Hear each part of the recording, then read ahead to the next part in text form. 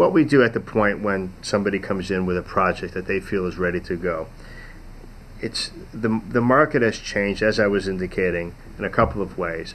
The most significant is, in my opinion, and some of my A&R friends out there, Bruce, don't be mad at me, will be, it's not so much, hey, I got this great act, you need to listen to this. There's still some of that. There's a lot of that. But it's more this. Hey, I represent this label out of Memphis. They have 400 spins, BDS. They did a deal with Selecto Hits. They've sold 10,000 units. They're opening up for Nelly. The crowd response is great. There's a great street buzz. You need these guys.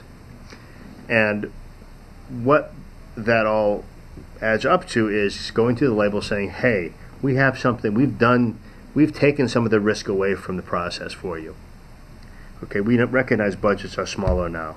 There's less slots. If you get fired, there's not 5 other labels to go to. So we're basically trying to present to the labels as much as we can by way of research, success. Look, we're not going to bring in platinum acts. I mean, obviously, then we don't need the label if we're already selling platinum. But enough where we can illustrate, empirically and objectively, the fact that this group has what it takes. Not because I think they sound good.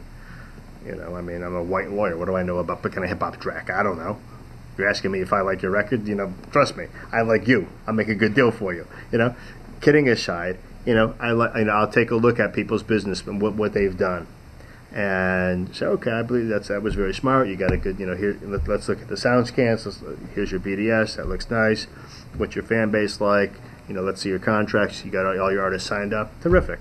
And then I walk into friends of mine's offices who are the label presidents or the senior VPs of A&R or whoever they happen to may be and say, here's what we got. You need this thing. And you know what? I may not even get why the record's good. So, which is not to say I don't believe in it, but it's not the point of it. The point is that there's a there's music business. The artists do the music, we do the business. So you can't have one without the other, but it's not my job to select the single or to say, well, I think you should style yourself this way.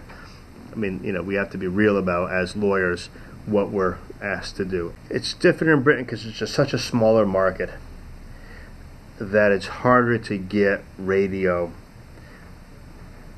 without really being signed to a major. Urban music isn't really relevant over there as much as it is here. It's relevant like this. I work with an artist called The Game.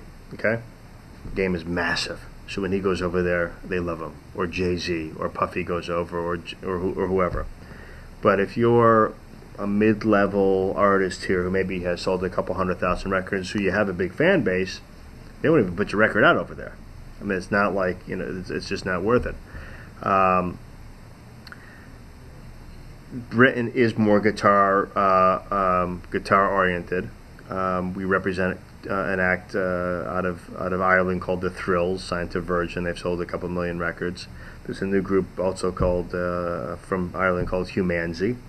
And these are the kind of bands where it is going to the clubs. It is that. So I have a staff now, because I'm old and too tired, who goes out, and then when there's a buzz, then I'll show up. You see, now that's if you get to be senior enough, you get to stay home at 9 o'clock at night. But so it's different to the extent that what gets signed over there is different than what gets signed here. So therefore, you have the old rock and roll. What's the buzz in the band? Boy, they drew a lot. At this particular club on this night, and so heard them, and so wants to produce their.